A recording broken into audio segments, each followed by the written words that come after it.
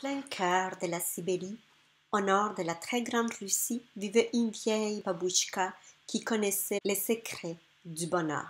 Depuis des années, cette babouchka allait de village en village pour dévoiler son secret à qui voulait bien l'entendre. Alors qu'elle traversait un village encore inconnu, elle frappa à toutes les portes afin de trouver un lit pour la nuit, mais personne ne lui ouvrit. Ces gens restent chez eux. Ils ne savent pas être heureux, se dit-elle. Voilà un endroit pour moi. La babouchka commença par ramasser du petit bois pour allumer un feu.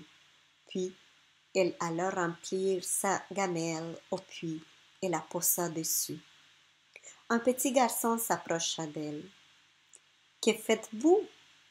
Je fais une soupe aux cailloux, répondit-elle. D'ailleurs, j'aurais besoin de 3 grosses pierres rondes. Sais-tu où en trouver?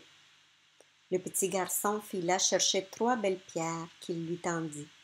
Ces pierres feront une excellente soupe, dit-elle en les plongeant dans l'eau. Dommage qu'on ne puisse pas en faire beaucoup dans cette gamelle.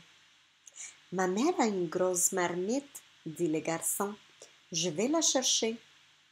Alors qu'il prenait la marmite, sa mère lui demanda ce qu'il faisait.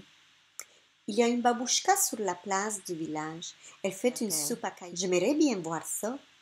La mère suivit son fils sur la place du village. Puis, intrigués par la scène, les villageois sortirent un à un de chez eux.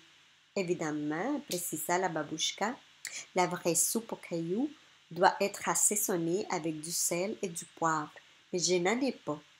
Moi j'en ai, dit un villageois. Et il disparut avant de revenir avec du sel, du poivre et d'autres épices de la région.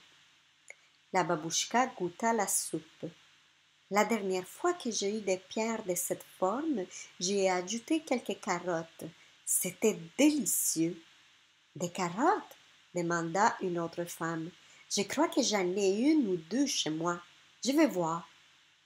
Et la femme revint avec un panier rempli de carottes, ainsi que de beaux choux qu'elle s'empressa de jeter dans la marmite.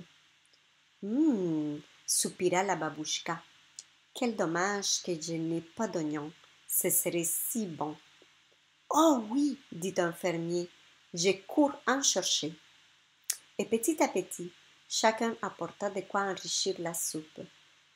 Quand l'un avait à cœur de donner, les suivants donnaient plus encore.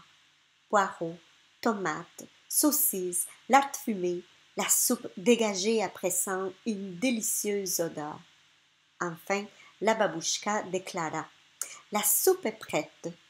Tous se réunirent alors autour d'une grande table, apportant avec eux pain et boissons.